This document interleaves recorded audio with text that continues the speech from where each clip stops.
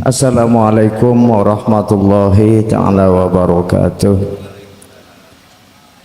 Mohon maaf Kiai, saya dari Tanggul, Manggisan yang bernama Ahmad Said Ghazali. Saya kurang paham ataupun saya bertanya karena yang kami lihat di bawah langit, di atas bumi, baik itu benda yang bernyawa ataupun yang tidak, itu semuanya saya anggap Allah dalam hati kami, rumah kami. Dan lagi itu dalam yang diwajibkan oleh Zat yang Maha Hidup dalam memohon rahmat, termasuk waktu subuh, zuhur, asar, maghrib, isya, itu sepertinya saya berdauh dengan langsung dengan Allah Subhanahu wa Ta'ala. Itu jadi pertanyaannya kurang paham saya sendiri tentang itu, apakah itu apa ataupun gimana gitu Kiai, mohon penjelasannya. Saya akhiri, wabillahi taufiq wal hidayah. Assalamualaikum warahmatullahi ta'ala wabarakatuh. Waalaikumsalam warahmatullahi wabarakatuh. Mungkin yang paham itu tadi bahasanya gimana, intinya itu.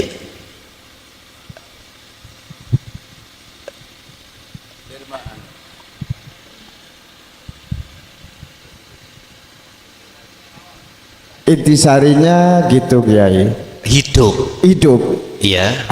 Itu yang di bawah langit ataupun di atas bumi semuanya saya anggap hidup Kiai. Boleh. Jadi kurang paham tentang itu saya sendiri gimana gitu dalam apakah itu termasuk apa gini hakikat? Boleh saya tanya? Iya, boleh iya, ya. Miturut iman sampean menganggap hidup itu baik ini atau ini? Iya. Yang mana? Kedua-duanya. Kedua-duanya saya anggap hidup. Iki ya wis, oke. Nanti jawab. Oke. Ditambah lagi atau kalau jawab langsung? Langsung ya. Kalau jawab langsung. Ini tidak jauh berbeda dengan ibu kemarin tanya dari Pekalongan pas saya ngaji di sana, yang bertanya Allah Muhammad gandeng itu bagaimana. Sebetulnya nggak jauh dengan ini. Dan atau yang dimaksud syahadat tunggal itu yang bagaimana. Jawabannya itu ketika saat sampean menganggap sinar dan setrum lafar kobainahuma, tidak ada bedanya. Lah, ruhaniyah seperti itu di zona titik mana?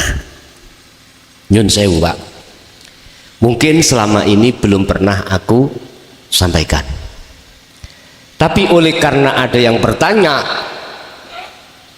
tentang hal itu, sebab selama ini kan saya mengatakan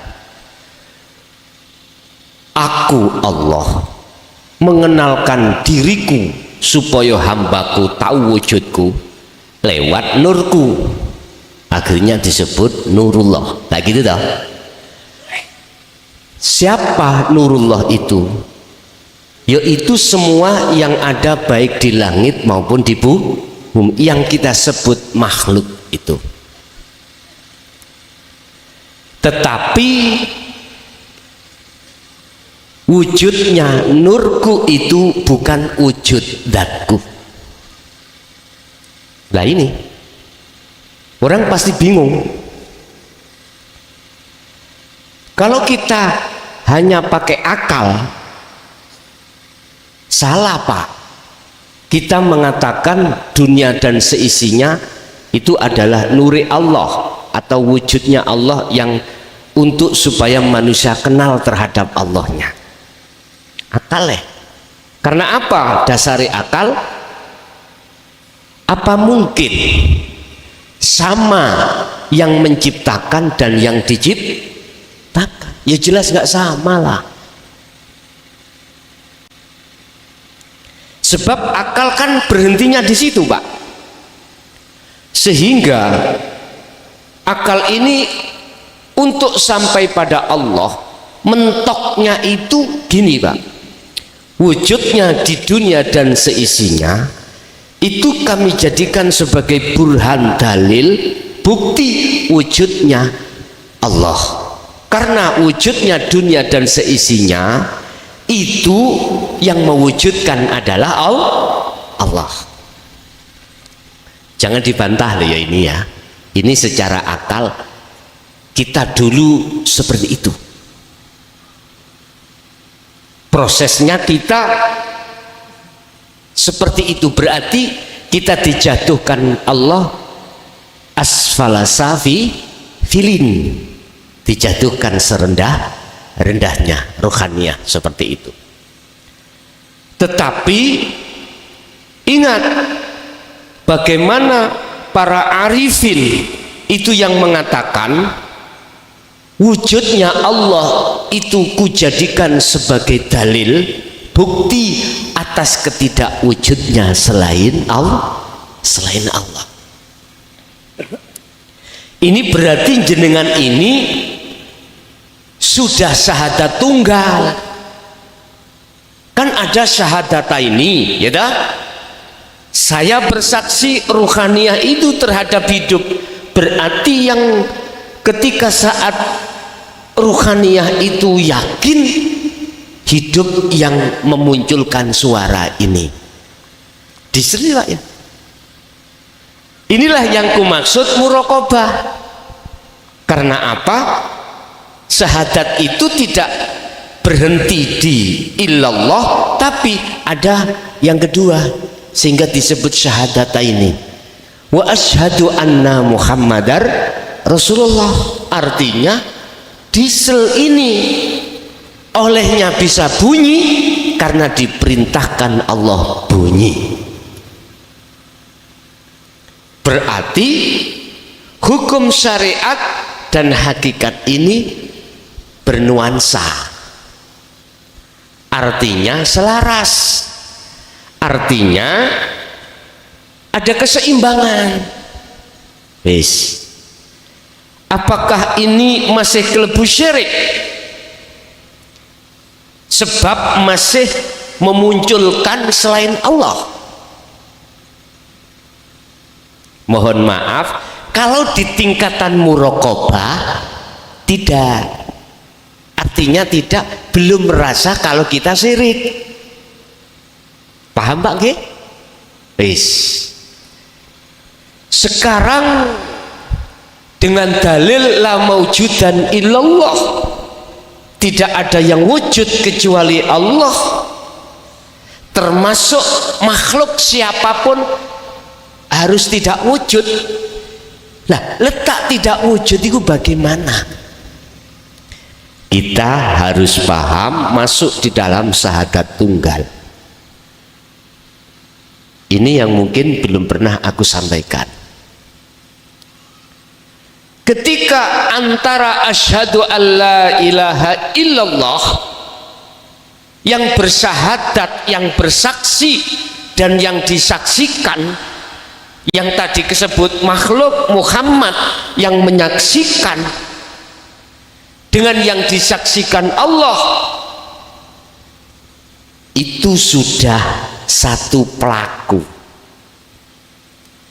Berarti yang bersaksi dan yang disaksikan itu pelakunya satu. Inilah yang dijawab di dalam Al-Quran, laisa kamitsli syai'un. Anda tidak bisa menyebut, umpama disebutkan baik ini maupun ini gak ada bedanya.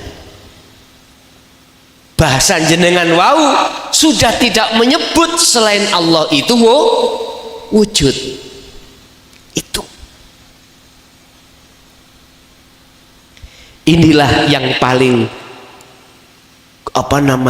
krusial ketika saat-saat ahad ini dituangkan di tengah masyarakat.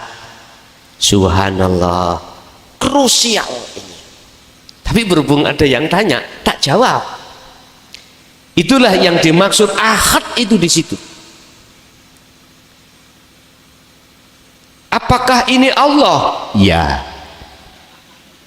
Apakah ini Allah? Iya. Bahasa iya, apa yang ada di arifin itu enggak sama dengan bahasa iya yang ada sebelum arifin. Bukti krusial dan diperdebatkan. Sejarah sudah ngomong ketika saat dilontarkan ke Zahiriyah tertuduhlah beliau-beliau yang mengatakan itu kafir zindik, dituduh seperti itu. Subhanallah. Jadi kemurnian ketauhidan jenengan di dalam keahatan sudah ada, enggak ada bedanya antara ini dengan ini. Bahasanya akhirnya Allah tidak ada, munculnya awal akhir tidak ada. Zahir batin kalimat itu sudah tidak ada. Kalau Allah melimputi di zahir di batin, berarti selain Allah itu mau masih ada. Nah itu yang dilimputi. Berarti bahasa yang ada itu hanyalah Allah. Halus saya katakan selama ini loh, lah gitu dah. Padahal kalau boleh saya katakan selain ini nggak ada, berarti termasuk ini, Allah itu termasuk ini. Berarti dohir tidak muncul kalimat dohir, tidak muncul kalimat batin. Kalau masih muncul kalimat dohir dan kalimat batin, mohon maaf, berarti Allah butuh tempat.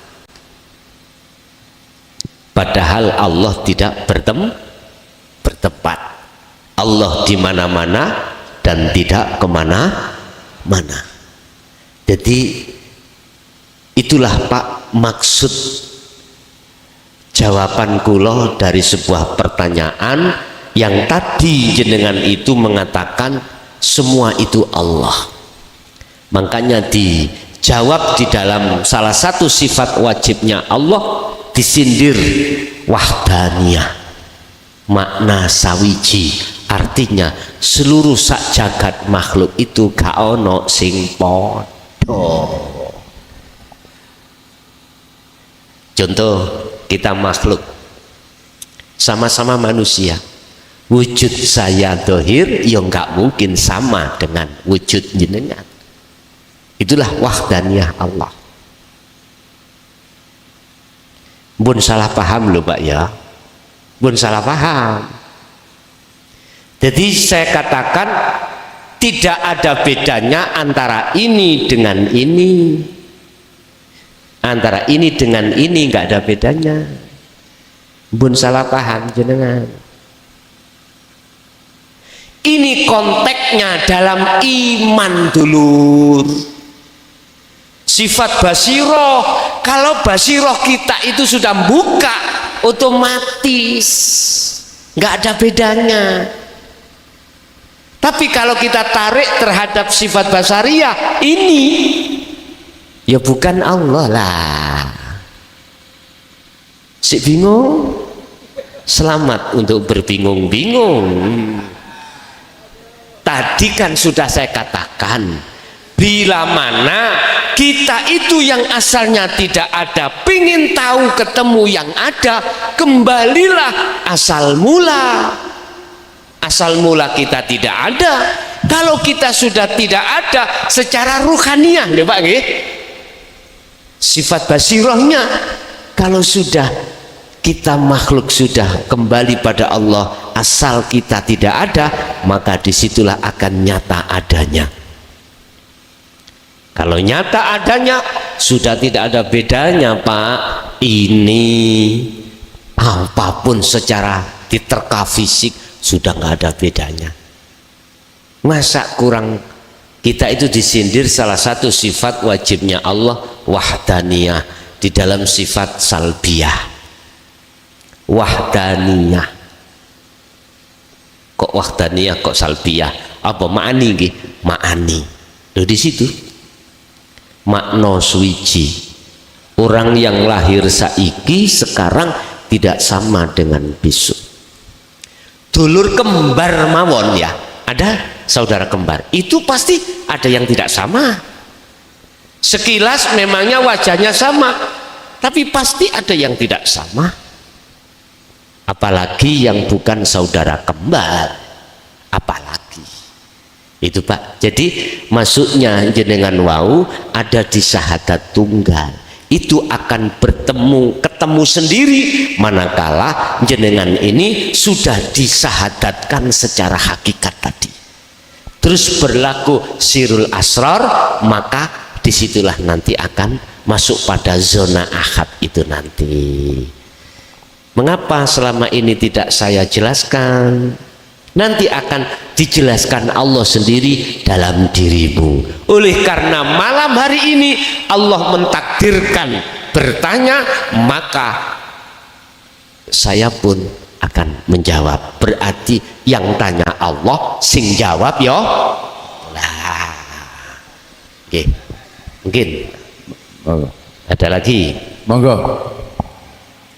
Dari situ Bondo. Monggo.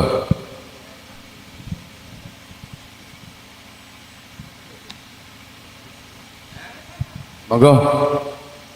Situ Bondo.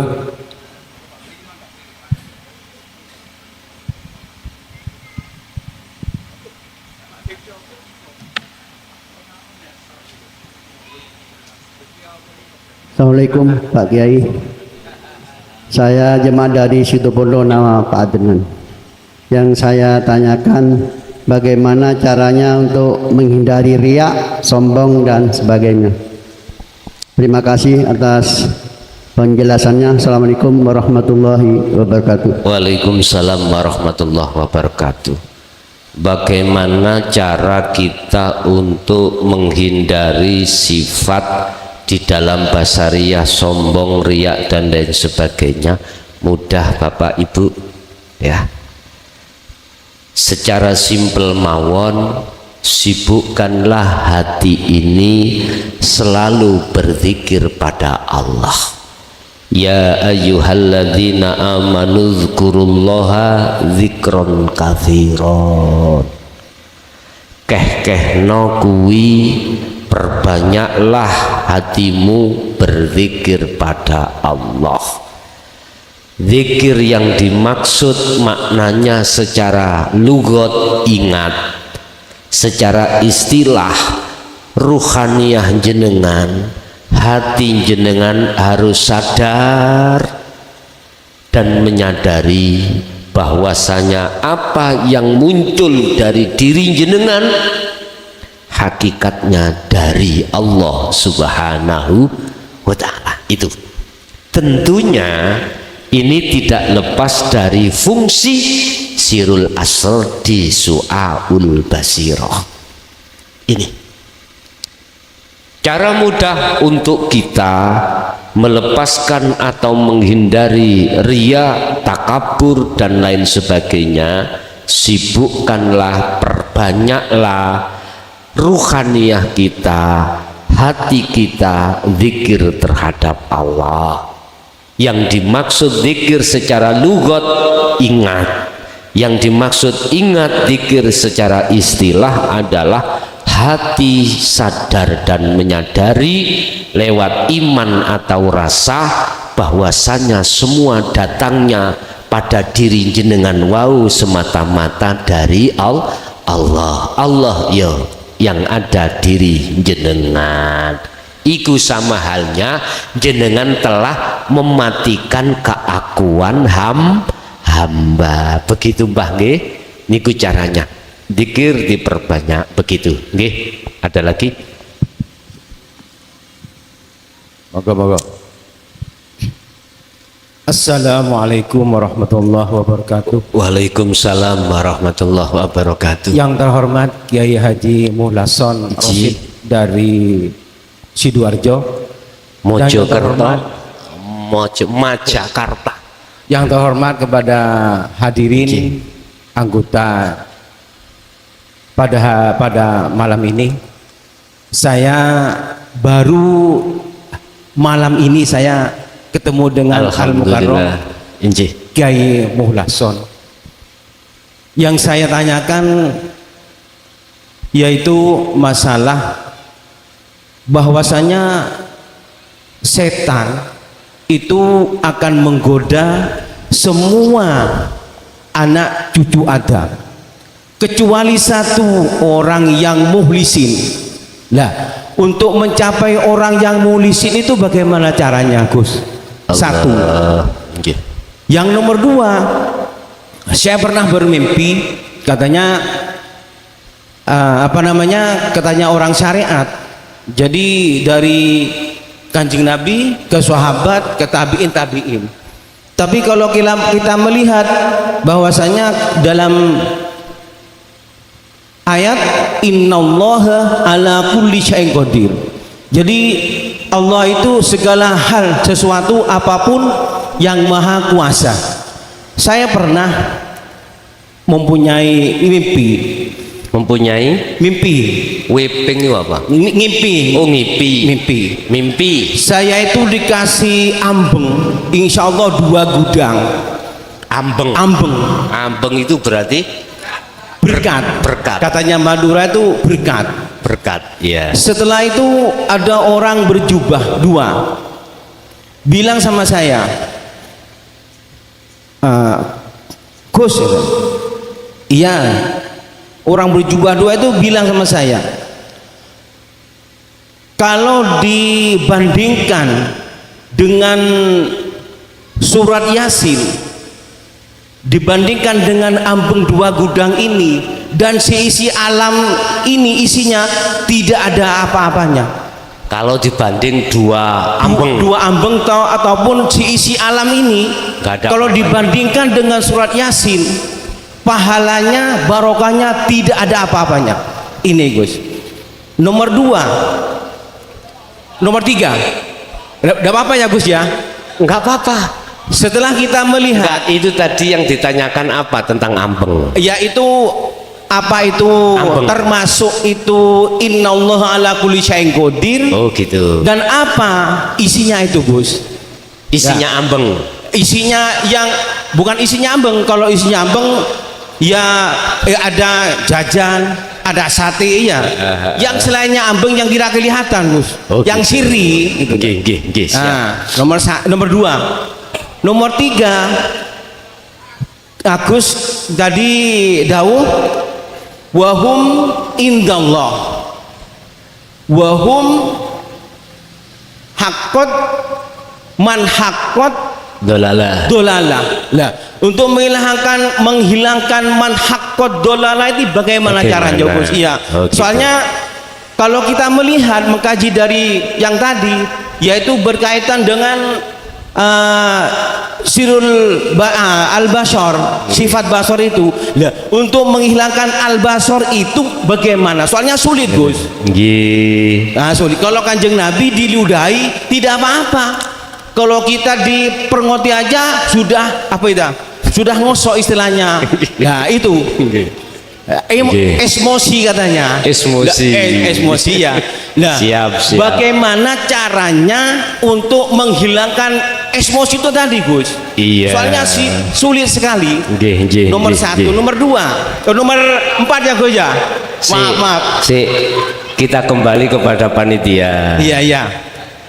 Satu lagi, Gus. Nanti. Satu lagi, Gus. Nanti aja. Satu lagi terakhir, Gus. Ya. Saya senang, Gus. Saya senang sekali ini, Gus. Senang sekali, Gus. Nenang kadang seteng.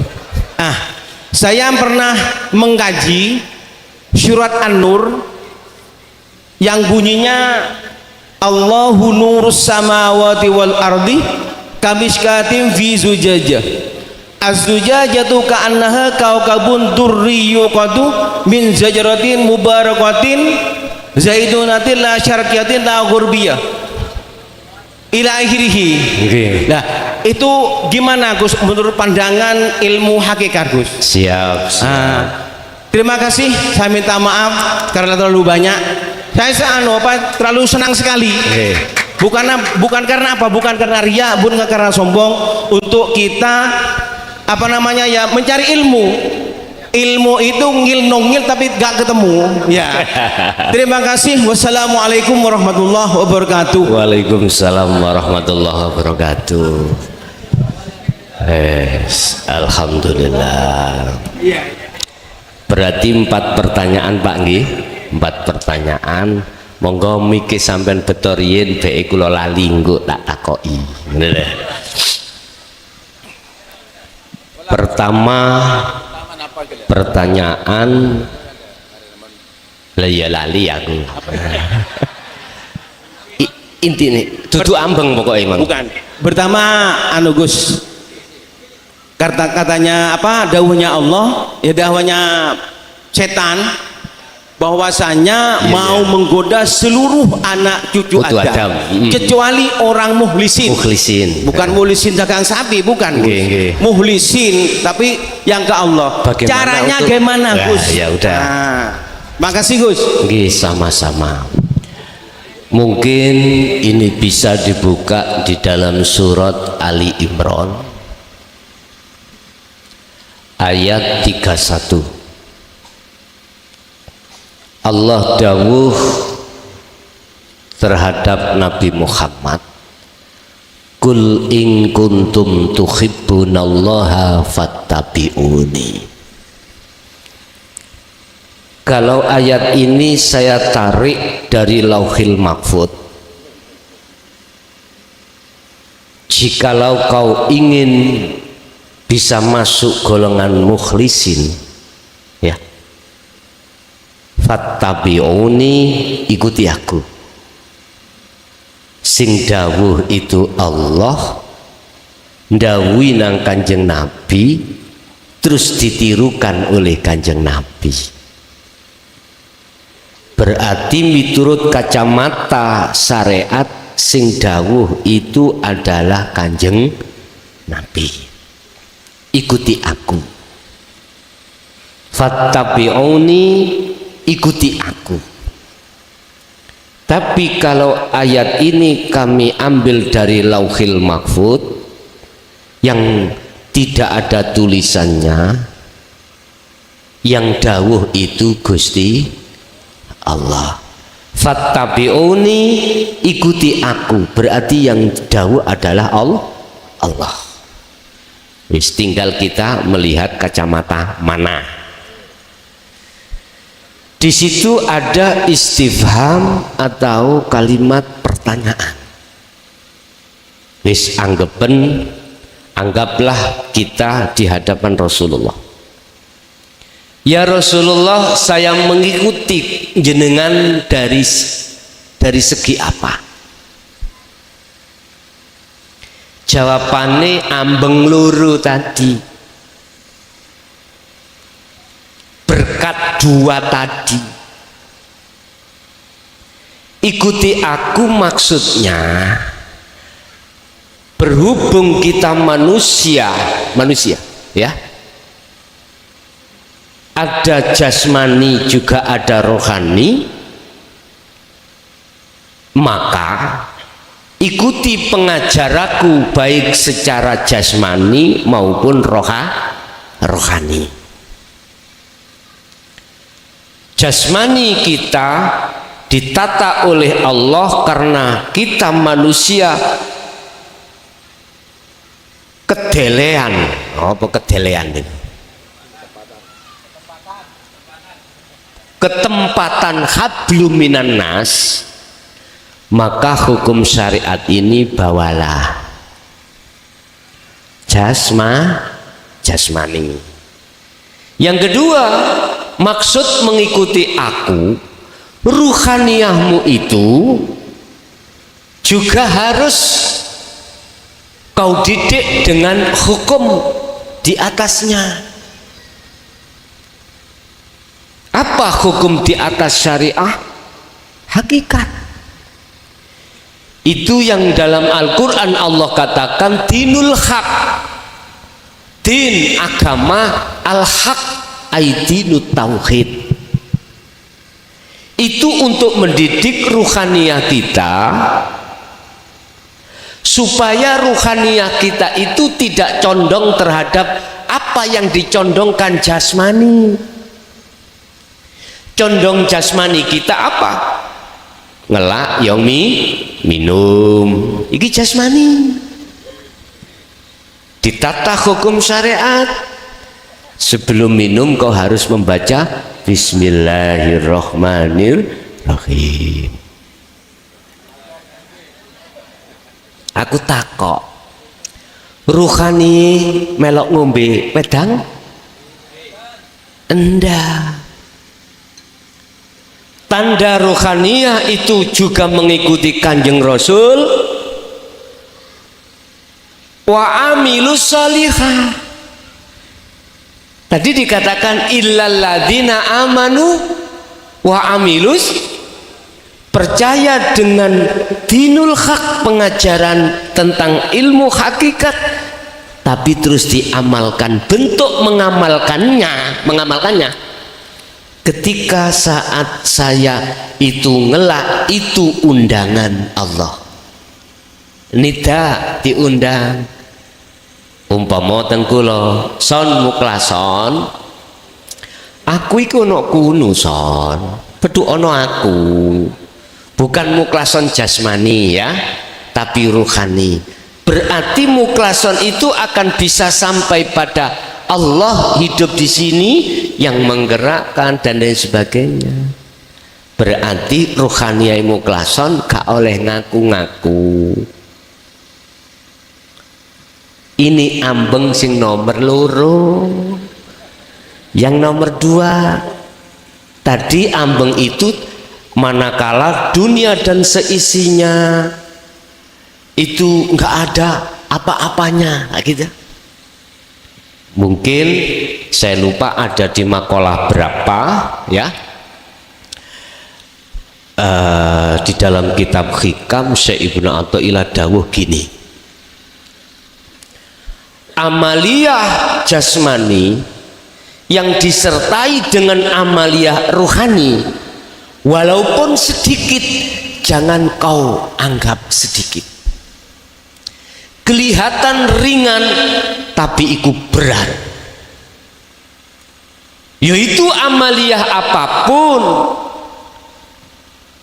yang didasari ruhaniyah makrifat pada Allah. Al-a'malu suwarun qaimatun wa arwahuha wujudu sirril ikhlas fiha. Niki amaliyah secara fisik jasmani yang didasari dengan ruhaniyah sampeyan makrifat pada Allah. Walaupun kecil, jangan kau anggap kecil. Itu lebih besar dari besarnya amaliyah apapun. Tapi tidak didasari hati makrifat pada Allah. Jangan kau anggap ringan. Ini lebih berat daripada segala amaliyah apapun, sholat, zakat, poso, haji, apapun yang tidak didasari ruhaniyah makrifat pada Allah. Iki wenteng bulian. Makanya Anda pingin berat bobotnya amaliyah Anda, ruhaniyahmu harus makrifat pada Allah. Jadi untuk menjadi mukhlisin ikut Rasulullah. Tapi tidak hanya dari sisi jasmani saja, harus sak ruhaniyahnya. Inilah yang dimaksud Rasulullah, sallu kama ra'aitumuni usolli. Lakuwa dohirmu apapun silahkan, tapi kudu makrifat pada Allah. Bahasa sholat, sholat tocung sing khusyuk. Nah ini, itulah sholat yang terjadi pada diriku. Lah, bisanya khusyuk harus mukhlisin, Pak. Kalau tidak mukhlisin, apapun status kita nggak bisa, nggak bisa. Sampai disindir, dicutuhkan ketika saat Rasulullah beserta para sahabat, siapa yang bisa sholat khusyuk, serban hijau aku kasihkan. Lah gitu dah. Ternyata semuanya tidak, sekalipun itu Sayyidina Ali. Tapi bukan berarti beliau nggak bisa. Itu sebagai contoh. Siapapun dan apapun status kita, manakala belum mukhlisin, nggak bisa. Jangan dituduh sahabat nggak bisa, enggak. Kalau kita menuduh Sayyidina Ali nggak bisa, apalagi kita, itu sama halnya kita mengkerdilkan iman seseorang. Nggak boleh. Itu coro akal, Pak. Kembali lagi, masa Allah gak kuasa. Loh. Kalau kita mengatakan Sayyidina Ali nggak bisa, lah wong kita itu keturunan orang berapa? Ya jelas nggak bisa. Berarti iku memvonis seseorang selain Kanjeng Nabi tidak bisa. Iku nek coro akal, Pak. Tolong dengan iman. Kalau kita ngomong dengan iman menerimanya, pasti Allah akan bisa melakukan apapun. Walaupun kita nggak ada nasab, nggak ada dzurriyyah secara syariah, ya toh? Allah katakan, aku akan menghendaki hambaku siapapun yang kuhendaki untuk bisa sampai ke aku. Seperti itu, Pak, ya. Jadi cara untuk mukhlis, tolong ruhaniyah kita terimalah hukum hakikat dinul haq ini. Setelah kita terima, imanlah kita, percayalah kita bahwasanya semua apapun yang terjadi karena Allah. Wa amilus solihah.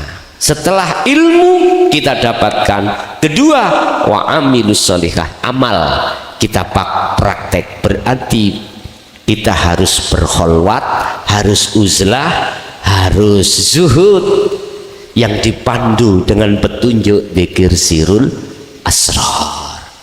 Yang ketiga, kita istiqomahkan itu terus menerus, lakukan itu tanpa ada tendensi apapun. Artinya bolehlah kita pertama kali merasa diri kita yang melakukan kholwat atau uzlah atau dzikir, tapi lepasan itu, sebab itu masih ada kaitannya dengan sifat basariyah. Apa sifat basariyah? Kepingin dang, gitu toh. Udah lepasan, seret keakuanmu. Udah nek keakuan kita sudah lepas, apa kata Allah? Udah nganut aja. Hei HP, kamu tak pindah, tak pindah, menengoai. Ojo kemalan protes. HP, mesti kok tak pindah kau. Ketika HP ini tidak dipindah, selama apapun tidak akan pernah bisa pindah sendiri. Rasulullah sampun mengatakan, didhawuhi Allah, wa ma ubarri'u nafsi innan nafsa la amaratum bisu. Rasulullah itu sendiri, hati aku tidak akan pernah bisa bebas dari nafsu kecuali kalau tidak dapat pertolongan Allah. Berarti beliau pun mohon maaf, olehnya bisa menghindari nafsu itu karena Allah. Kita pun juga begitu, bisanya lepas dari sifat basariyah itu juga karena Allah. Begitu, Pak, ya. Itulah kriteria bagaimana kita untuk bisa menjadi golongan mukhlisin. Kalau dikembangkan pertanyaannya, kita bisa bertemu Allah bagaimana caranya, sudah kami jelaskan secara gamblang. Inilah mungkin jawaban surat Al-Kahfi ayat 110. Barang siapa yang ingin bertemu Tuhannya Allah, wa man kana yarju liqa'a rabbih, pertama falyakmal amalan sholihan. Yaiki laku kholwat ini. Tapi ketika laku kholwat, langkah selanjutnya, syarat yang kedua untuk bisa bertemu Allah, wala yusyrik bi ibadati rabbihi ahada. Untuk sampai bisa ke ahad, maka lepaskanlah sifat basariyah. Satu.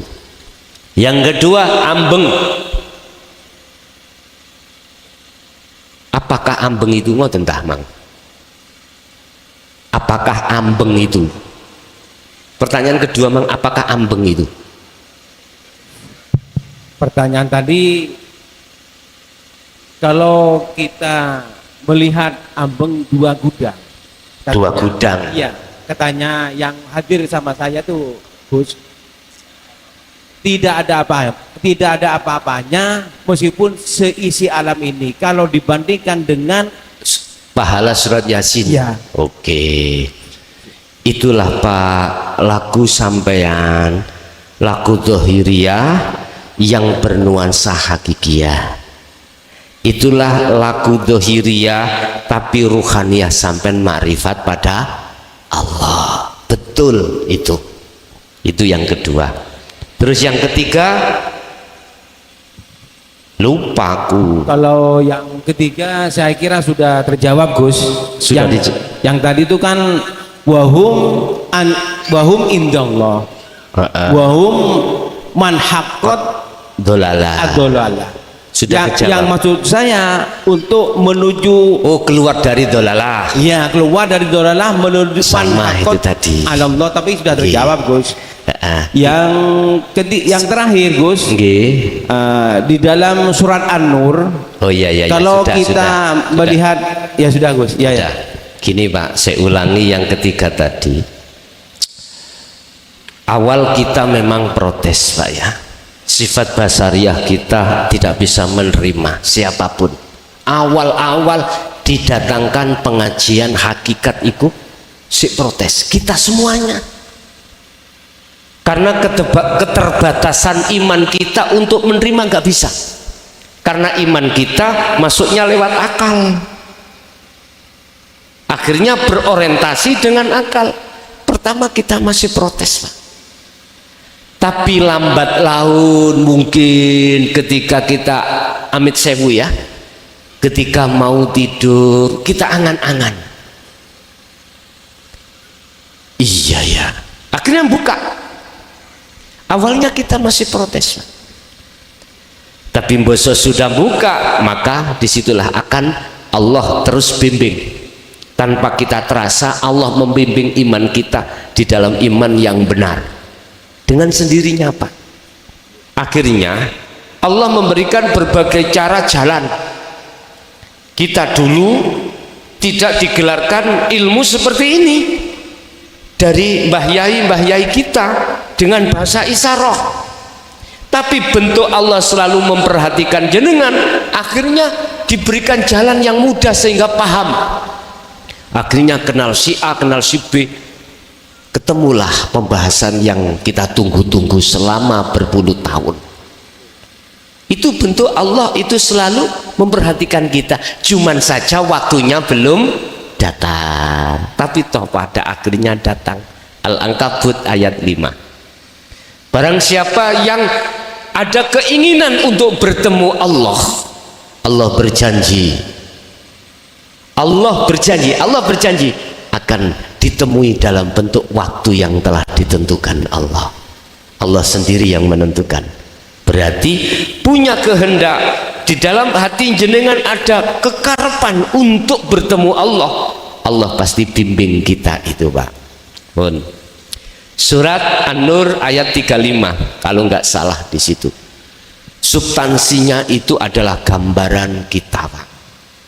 Gambaran kita. Gambaran jagat hati kita, ruhaniyah kita.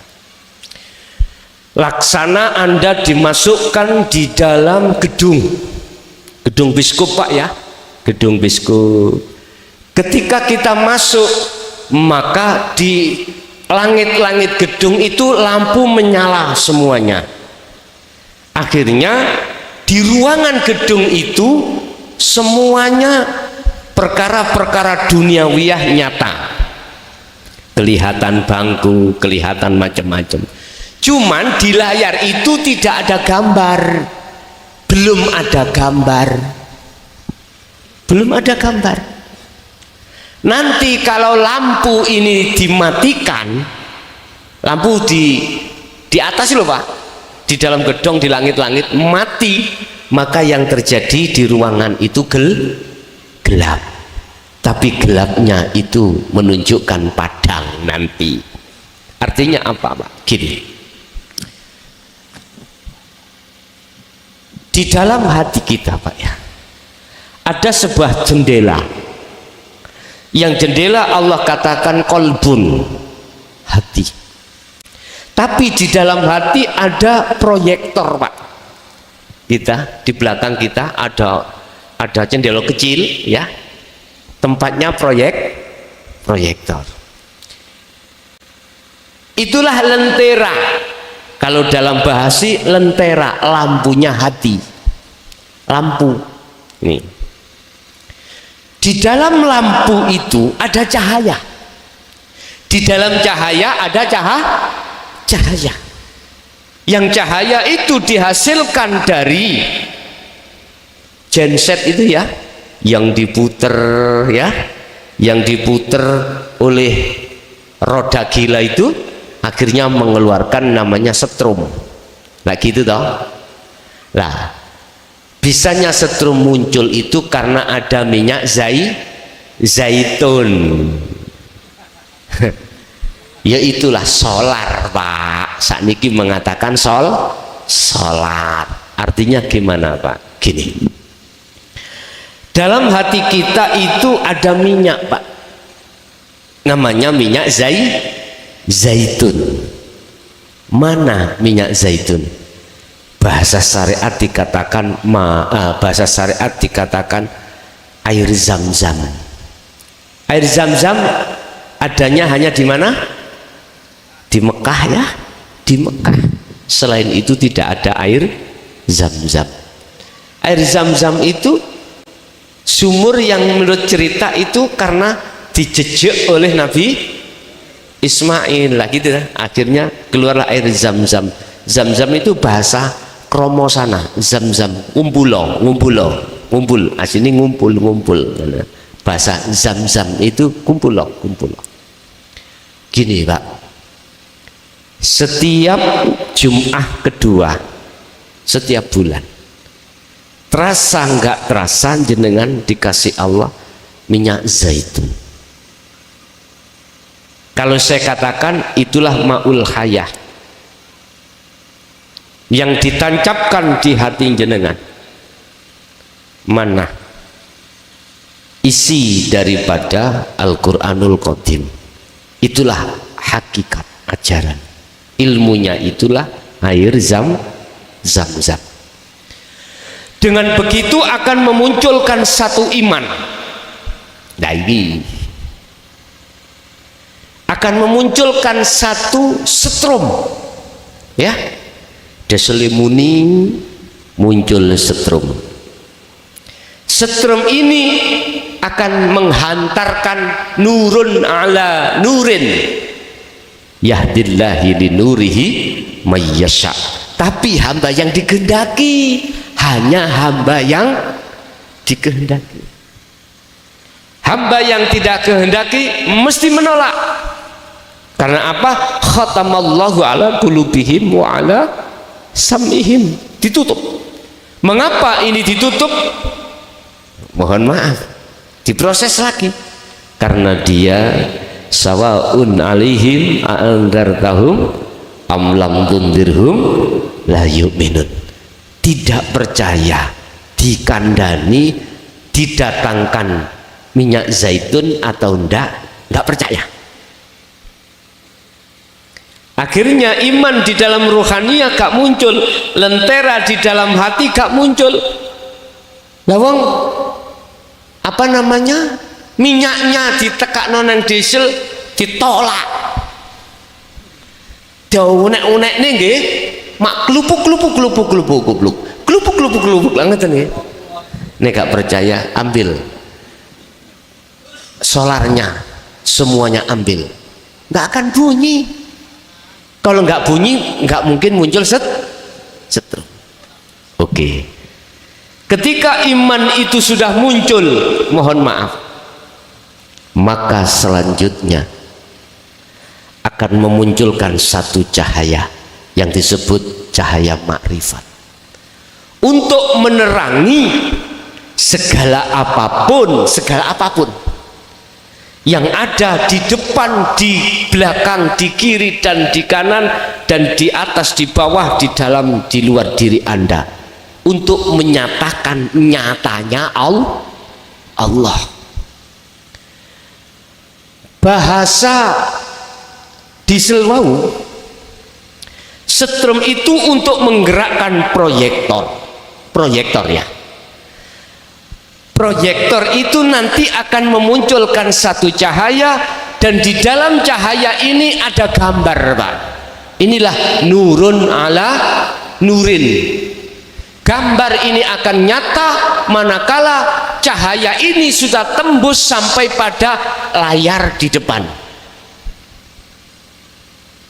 Paham? Ketika saat lampu dimatikan, gelap toh Pak? Itulah maksud barang siapa yang menafikan sifat basariyah. Sebab lampu-lampu di langit itu nisbatnya diperumpamakan adalah kesenangan dunia. Ini kalau sudah lepas dalam hati seseorang yang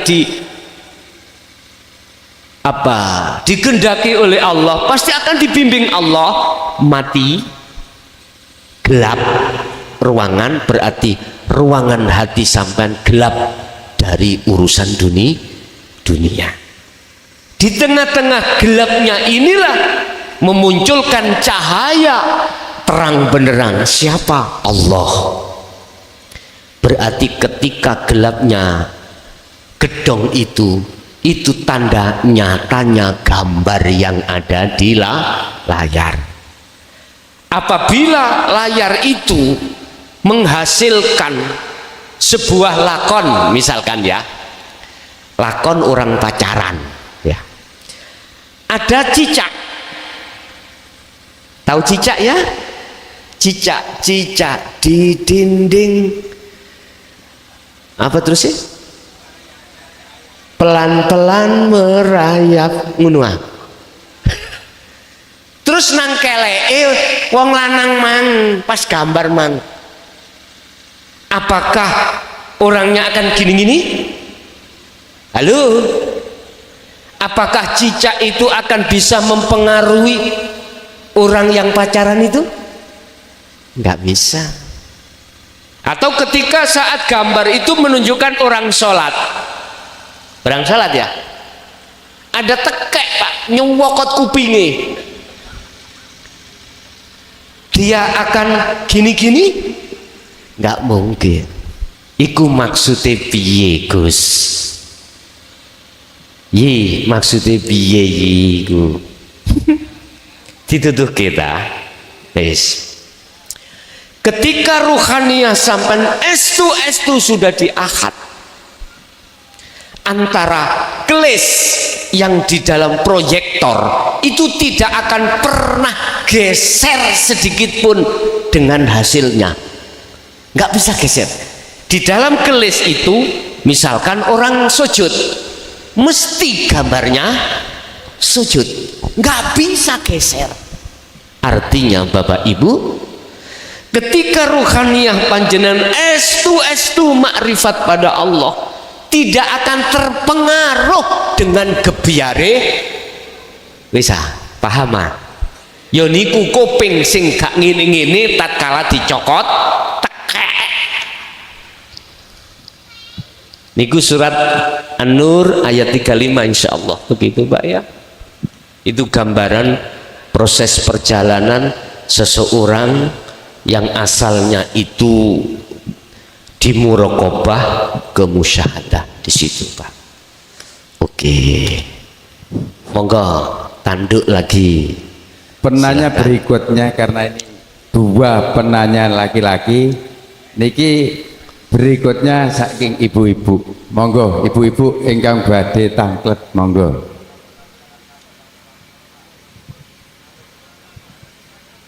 Monggo Ibu. Tanglet ibu-ibu saking Bondowoso Situbondo.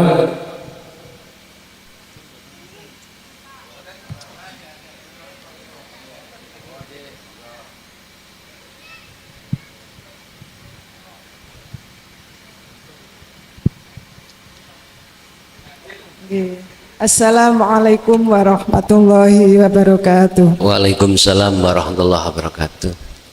Badhe nyuwun penjelasan Gus. Injih. Antara Allah dengan Robbi niku sing kados napa? Ngaten nggih. Nggih, matur nuwun. Assalamualaikum warahmatullahi wabarakatuh. Waalaikumsalam warahmatullahi wabarakatuh. Antara Allah dengan Rabbi itu bagaimana? Innallaha Rabbi wa Rabbukum fa'buduh hadza siratum mustaqim.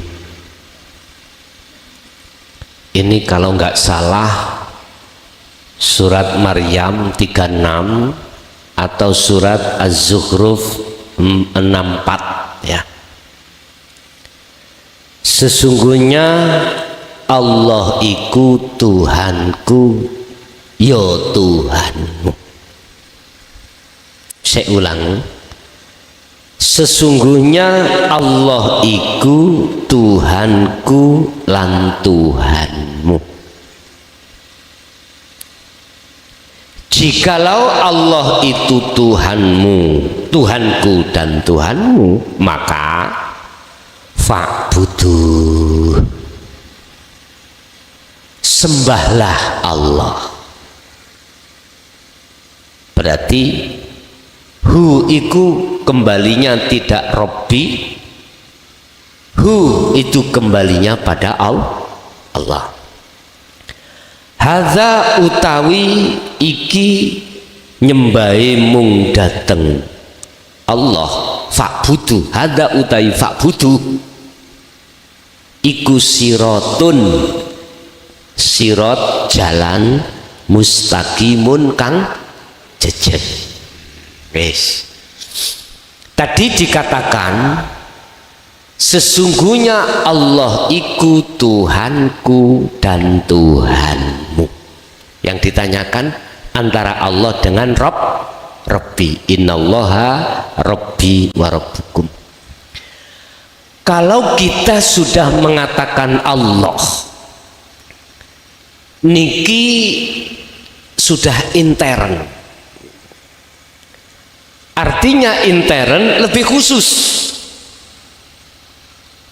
daripada Rabbi. Rabbi ini secara umum. Ada yang mengatakan Rabbi iku Allah. Empun kisru dhisik iman bayan. Ada Rabbi iku mengatakan Sang Yang Widi, Sang Yang Sekerta, Sang Yang Dumadi, wis macem-macem. Bahasa umat Islam, Rabbi yang dimaksud adalah Allah secara syariat. Tapi secara hakikat yang dimaksud Allah itu yang lebih ke dalam lagi adalah alladzi hidup. Secara makrifat di dalam hidup yang bukan sifat itu siapa? Itu jawabannya tadi adalah syahadat tunggal tadi. Laisa kamislihi syai'un. Kalau pertanyaan secara syariah tadi antara Allah dengan Rabbi, itu jawabannya kalau Allah itu secara intern lebih ke dalam, kalau Rabbi itu secara umum. Umum berarti untuk siapapun. Untuk siapapun. Rabbi wa rabbukum untuk siapapun, boleh orang selain agama Islam. Tapi kalau sudah masuk di substansinya Rabbi itu Allah, berarti hanya umat Islam.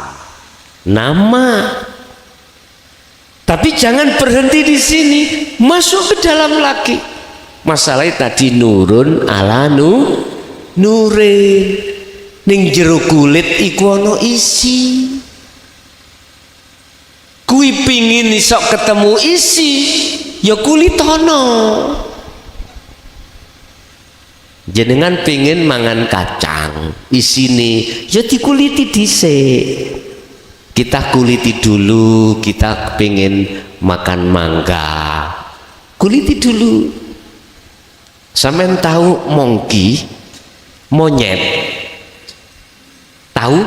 Kula setiap ke Banyuwangi iku Pak ya.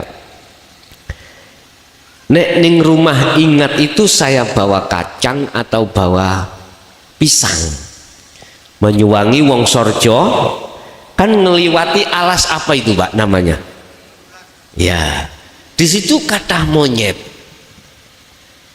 Tak deleng, misalkan saya kasih kacang, dia lo nguliti yang dimakan isinya. Saya kasih pisang, nggak langsung dimakan kulite, dioncai dimakan isinya. Jenengan ngoten. Lu terserah. Apa salah saya makan kulitnya saja? Itu hakmu. Aku nggak pernah menyalahkan. La ikraha fiddin qad tabayyana rusdu minal ghayy. Ajaran untuk memakan isi itu tidak ada paksaan Pak, karena itu hak masing-masing. Qad tabayyana rusdu minal ghayy. Sungguh ajaran yang membebaskan ruhaniyahmu dari belenggunya nafsu itu ajaran yang tidak dipaksakan. Makanya saya belajar untuk tidak menyalahkan orang yang tidak menerima ajaran dinul haq. Ngaten lho Pak. Itu terserah jenengan. Sampeyan makan sak isine sak kulite urusan jenengan. Kalau ditanya, lan jenengan Gus makan apa nih misalnya? Lah nyapo tak duduh-duduhke. Tak pangan sak isine kate lapo. Mungkin iku yo kena gawe penyembuhan lor apa jenenge sakit jantung. Lah siapa tahu. Lah pokoknya aja dipangan sak lemai. Ngono lho Pak ya. Wis. Jadi Bu, Rabbi itu untuk umum, Allah untuk khusus dalam pandangan syariat. Tapi pandangan hakikat yang dimaksud Allah itu ke dalam lagi, hidup, masuk ke dalam mana yang bukan sifat, wujud yang aslinya, wujud kang sejati. Itu bisa sampai pada di situ manakala kita sudah lepas dari sifat basariyah. Terserah jenengan pilih yang mana, terserah. Tapi ayatnya fa'budu ini marjeknya itu masuk kepada Allah. Tadi kan dikatakan innallaha sak temene Allah iku Rabbi, pangeranku, wa rabbukum lan pangeran sira kabeh. Jadi Rabbi wa rabbukum sebagai khobarnya inna. Lah gitu toh. Lah iku otomatis wis. Jadi Rabbi wa rabbukum iku ngabari. Hei, khobarnya ngabari toh. Hei wong Islam, pangeranmu jenenge Allah. Loh, ngene loh. Kalau kau sudah tahu Tuhanmu itu Allah, fa'buduh. Niku memang syaratnya gak dicantumkan Pak, tapi disembunyikan. Langsung jawab fa'buduh. Mestinya ada syarat. Apa syaratnya? Jikalau Allah ikut Tuhanmu dan Tuhanku, ya fa'buduh, maka sembahlah. Lah konteks sembah ini antara syariat dengan hakikat nggak sama konteksnya. Kalau konteksnya kita di syariat, menyembah itu tidak akan pernah membahas ruhaniyah. Yang penting kita sholat, yang penting kita patuh hukum syariat. Tapi konteksnya kalau kita sudah masuk di dalam Allahnya, wah luar biasa ini Pak. Muraqabah terus ke musyahadah, hidup terus masuk di dalam hidup. Makanya fa'buduh dikatakan hadza utawi ruhaniyahmu makrifat pada Allah iku sirat. Hundi sirati, jalannya di mana? Di sholat boleh, di zakat boleh, di haji boleh, di ketika makan boleh, apapun yang Anda lakukan. Manakala ruhaniyah makrifat pada Allah, maka itulah yang disebut siratum mustaqim. Dan inilah yang dijadikan saudara-saudara saya ketika saat dulu mengenal ilmu sejati. Aktivitas apapun ya Anda jadikan sebagai sirat, jalan yang jejak, artinya ruhaniyah tidak menggak-menggok terhadap selain Allah. Ditanya apa agamanya Rasulullah Muhammad sebelum beliau itu, mohon maaf, mengikrarkan Islam. Atau gini, cara Rasulullah menyembah Allah sebelum datangnya Isra Mi'raj salat 5 waktu bagaimana?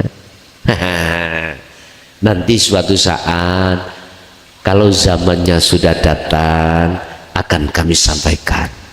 Artinya mengapa umat manusia khususnya orang Jawa Pak nggih, sebelum kedatangan hukum syariat Islam itu dulunya memakai ajaran budi luhur yang terkenal ilmu sejati, atau bisa disebut kejawen. Itu terjemahan dari dinul haq sebetulnya, cuman belum bisa diterima oleh masyarakat umum. Akhirnya dikemaslah oleh Allah sekarang yang bersumber dari bahasa Al-Quran. Akhirnya saya ambilkan dari ini bisa diterima daripada tidak, gitu. Jadi Bu, Allah dengan Rabbi itu sebetulnya ada kaitannya, cuman prosesnya kalau Rabbi itu Tuhan, pangeran, itu secara umum. Allah itu adalah secara khusus bagi umat Islam. Tapi kalau sampai sudah masuk di dalam hidup, udah gak fanatik dengan ucapan Allah. Nama itu banyak. Saya namanya Mukhlason, ada yang memanggil saya Klakson, ada yang memanggil Bel, ada yang memanggil Stevenson. Tetap Gus iku duduk jenengku. Lah apa jenengan kok nyeluk Gus? Ngono aku ya noleh. Lah ya wis, tolong jenengan jangan fanatik dari sebuah nama. Kita tidak akan fanatik kalau ruhaniyah kita sudah kenal sesungguhnya sejatinya Allah di situ. Oke, ada lagi?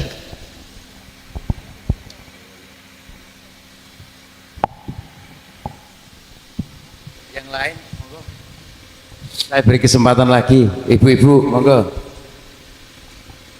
Yang Jember mungkin. Betul kan? Don sewu, niki kula ini nggak ada hutang niki winginane. Pak Zainal Abidin wonten. Rawon mboten niki. Winginane badhe tanglet wekdal telas. Pak Zainal Abidin. Mboten wonten. Wekdal wonten Temborejo badhe tanglet wekdal pas telas winginane ngoten. Pundi?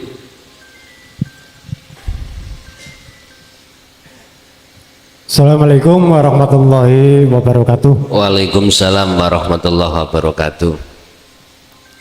Wonten keterangan saking Bapak Kiai Mukhlason Rosid, kalau wau kita sedaya kapurih melepaskan sifat-sifat basariyah. Saat menika kula mboten saged ngelepasaken sifat basariyah. Keranten niki niat nek mboten kula tinggalaken berarti kula mboten saged tanglet niki Gus. Kula mboten saged Tanglet. Oh nggih, nggih. Nggih. Dados kula mboten saged ninggalaken sifat Basariyah. Nggih. Ingkang angka kalih jati diri niku wonten ruh lan jasad. Weruh dan Jasad. ruh dan jasad. Nggih. Nggih. Lah teng ngriku ruh dan jasad niku wonten sifat-sifat penguasa dan yang dikuasai. Dikuasai. Yang memimpin dan dipimpin. Yang dipimpin. Yang disuruh dan yang menyuruh dan yang disuruh. Nyuwun dipun wedhar ilmu jati diri menika. Injih. Saking kula matur nuwun ingkang kathah, kula akhiri wabillahi taufik wal hidayah.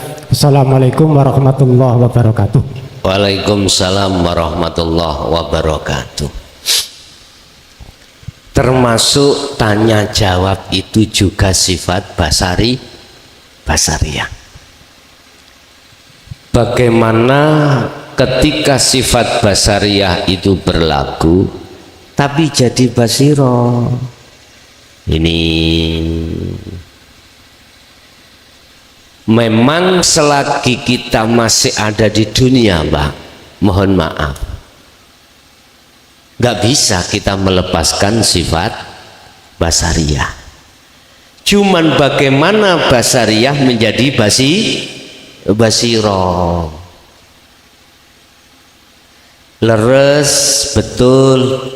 Kalau sudah lepas basariyah itu tidak ada tanya jawab. Masya Allah takok Allah. Jangan nggih. Tidak. Tapi kita harus paham tentang tarkib kodim ala kodim, ya. Tarkib kodim ala kodim, kan ada kudus ala kudus, kodim ala kodim, ada kudus ala kodim, ada kodim ala kudus, ada 4. Sekarang bagaimana sifat basariyah itu menjadi basiroh? Ini yang dikatakan melepas. Satu contoh, kita sholat 5 waktu, ya. Tapi bagaimana? Itu kan sifat basariyah toh Pak, karena geraknya jasmani, ya. Tapi bagaimana ini akan menjadi basiroh? Ruhaniyah sampean harus melepas keakuan yang sholat, keakuan hamba yang sholat kudu dilepas. Sama kita makan, kan sifat basariyah. Bagaimana itu akan menjadi basiroh? Ya ketika makan, lepaslah keakuan kita yang bisa makan. Inilah yang kumaksud panjenengan di dunia jasadnya, tetapi ruhaniyah sampean sudah di akhirat. Fatalaqqa Adamu mir Rabbi kalimatin fataba alaihi. Bisanya Adam iki kembali ke negeri asal akhirat. Adam pertama dulu harus menerima kalimat. Maksud di dalam kalimat itu adalah perilaku ruhaniyah, makrifat dateng Gusti Allah. Jadi Bapak ketika jenengan bertanya ruhaniyah sampean itu harus mandeng dateng gesangipun.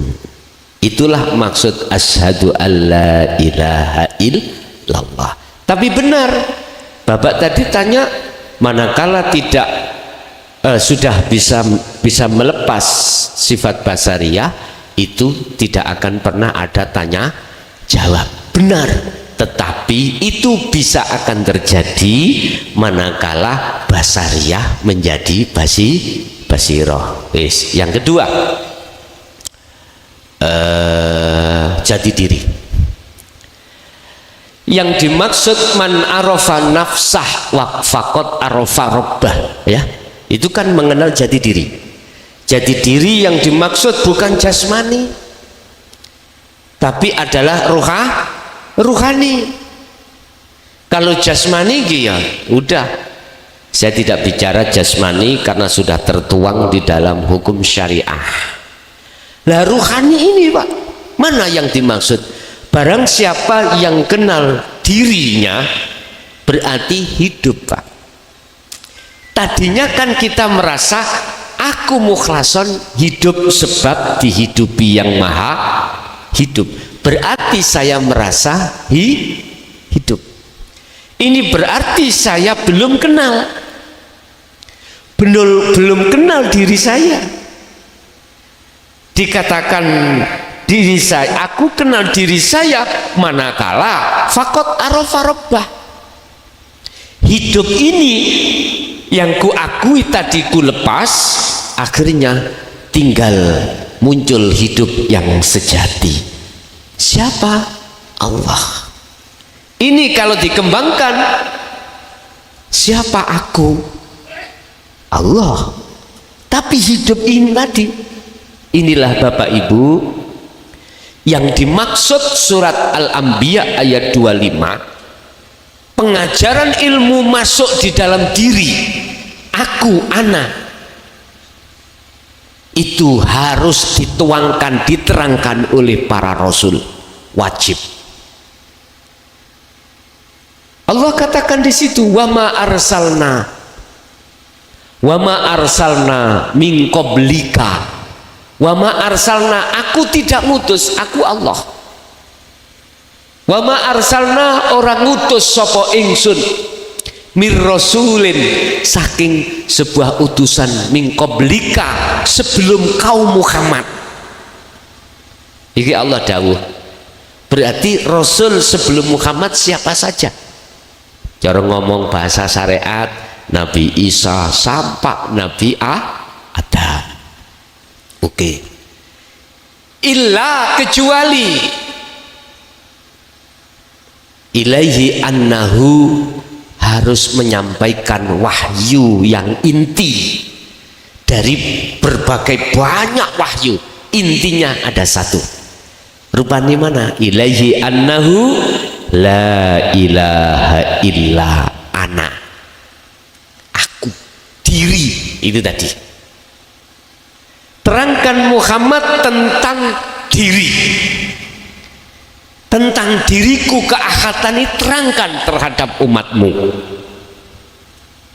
Ini Pak yang ditutupi selama ini, sehingga kita umat Islam menengah ke bawah khususnya tidak paham tentang masalah diri, tidak paham tentang keahatan Allah, tidak paham.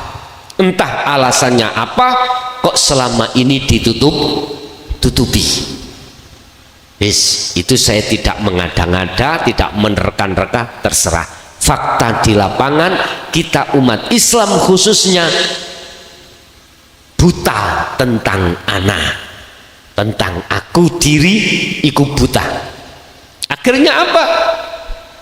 Nggih, mohon maaf, ibadah dohiriyah kita yang dilakukan oleh jasmani, diri jasmani ini, ya hanya itu saja.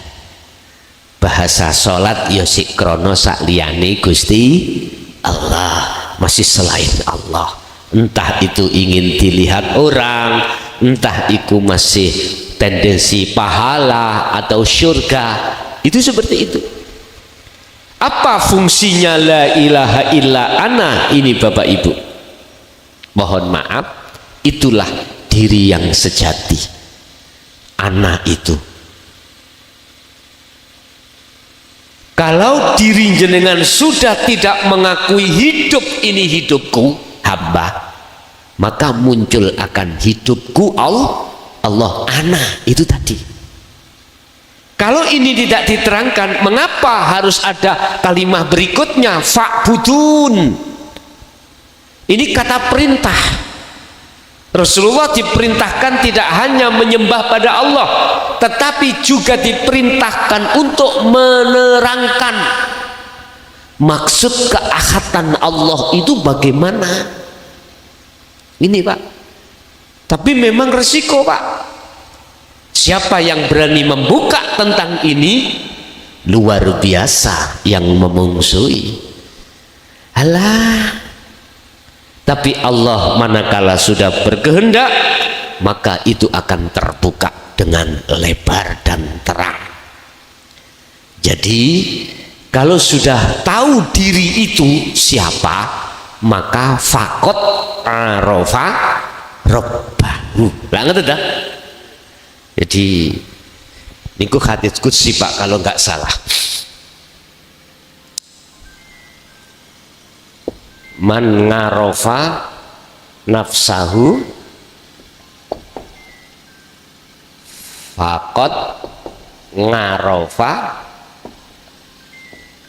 robbahu.